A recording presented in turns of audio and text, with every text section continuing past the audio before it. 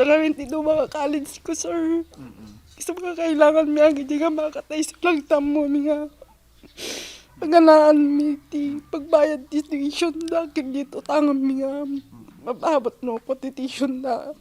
Kasi magkaroon, sir, na bukaw naman.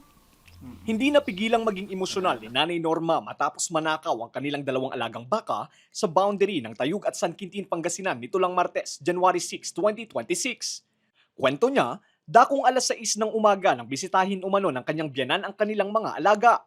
Dito na umano napansin ng kanyang biyanan na nawawala ang kanilang dalawang inahing baka. Agad umano silang nag-ikot sa lugar at inakalang nakatakas lang ang mga ito sa pastulan.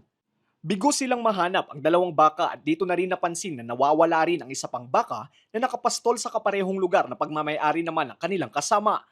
Kami nagsapa dyan, sir, alas 6 ni Tatay Tepan mangkikita. Rito kami pa balay, sir.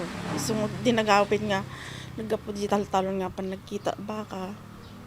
Diyan mi lang namuan, sir, kanya ni Tatay. Babae, sir, nga masikog da, sir.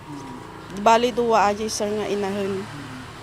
Kin adamat di karuba mi nga pastor na alaan mo may sa babae mat lang, sir, masikog lang. Mahigit 20 taon na umanong nag-aalaga ng baka sila Norma kaya't hindi pa rin niya lubos maisip na ang pinaghirapang alagaan sa loob ng ilang taon ay mawawala ng parang bula. Dakol talaga, sir, nga tulong na di para kanya miti inaldaw-aldaw. No, kasta nga mag-ipit kami.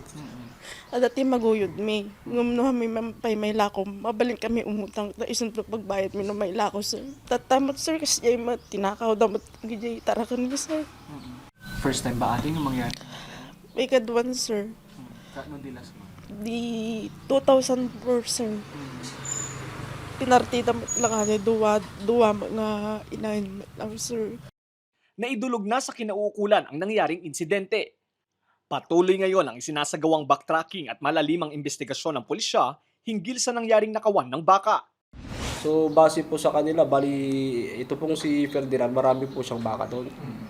So yung tali po, hindi naman po persahan na kinuha. Bali po yung pinagtalian, parang natanggal lang. Nalus lang. Oo, parang nalos lang po. Sa ngayon po, tuloy-tuloy po yung backtracking namin lalo po dun sa mga CCTV, dun sa mga kalapit na bayan po.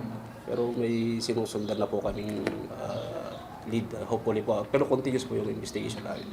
Dito sa San At dito sa San Quintin po, meron po kaming isang incident po, arrested po yung tao. Kung may mga nalalaman po sila, maaring dumulog lang po sila dito sa aming pilan para po sakali magkaroon tayo ng lead or other information para po makatulong sa ating investigasyon. Umaasa ang mga biktima na maibabalik ang kanilang mga nawawalang mga alaga at mapanagot ang mga responsable sa insidente. Tumaw daw titulong apo nung daman nakakita kada kayo nga gidi nga nag-akaw ti baka mabalin niyo kung mga i-report dito'y pulis sa tuy San Quintin no San Tuy Tayug, sir.